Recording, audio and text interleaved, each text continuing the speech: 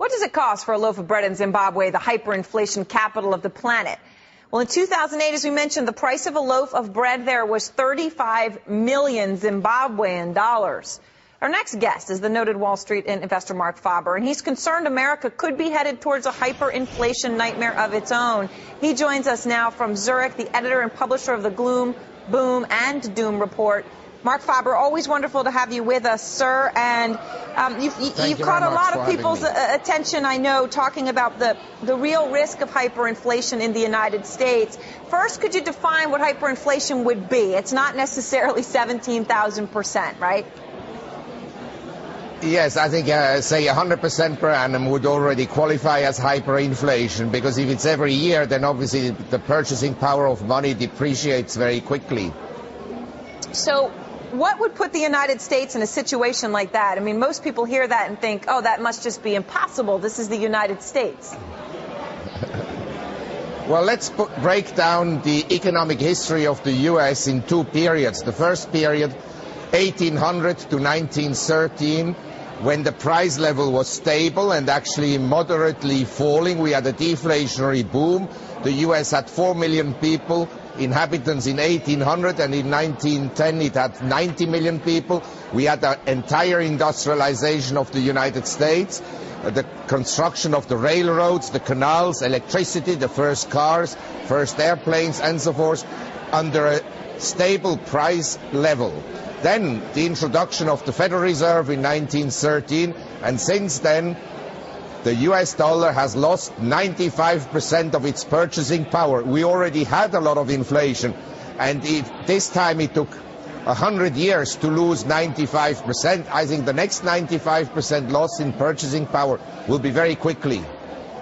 So there's two follow-ups to that. One, very quickly. What is very quickly, and what sort of inflation are you talking about? Well, let's put it this way. In every society, when you have large fiscal deficits combined with easy monetary policies, that was the case in Latin America after the petrodollar crisis of 1981, the likelihood that you will have high inflation is very, very high.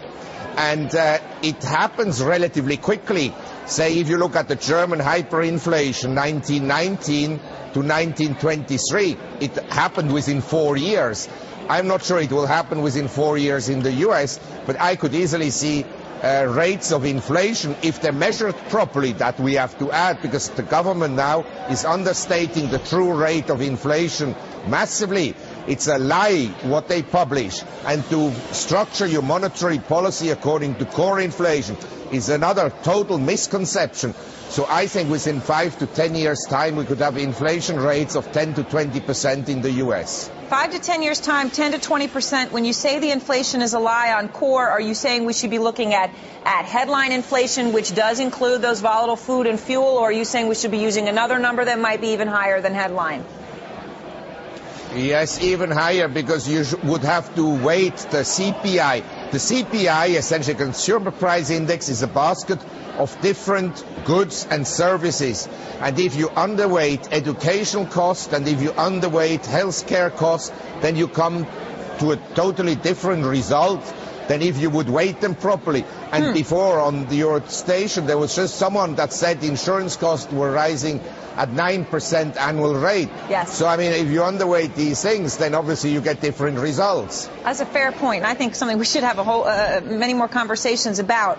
Two follow-ups for you, though. One, in this world, Marc Faber, where we could see in the next 5 to 10 years 10 to 20% inflation in the U.S., would there be anywhere in the world to hide, or is that, in a sense, a death knell to the global economy? Well, I think that, unfortunately, other countries will also inflate. And I mean, the whole discussion of low inflation in the US in the last 10 years, what is frequently and conveniently overlooked is that as a result of the US current account deficit slushing $800 billion into the world annually, we had very high price increases in emerging economies. I was recently traveling in some emerging economies. I can tell you the price level today is actually much higher than, say, 10 years ago. And I would also argue that the place to hide is probably more in equities and in assets. I'm not very bullish about real estate prices in the US, but I'd rather be in real estate than in 30-year US government bonds.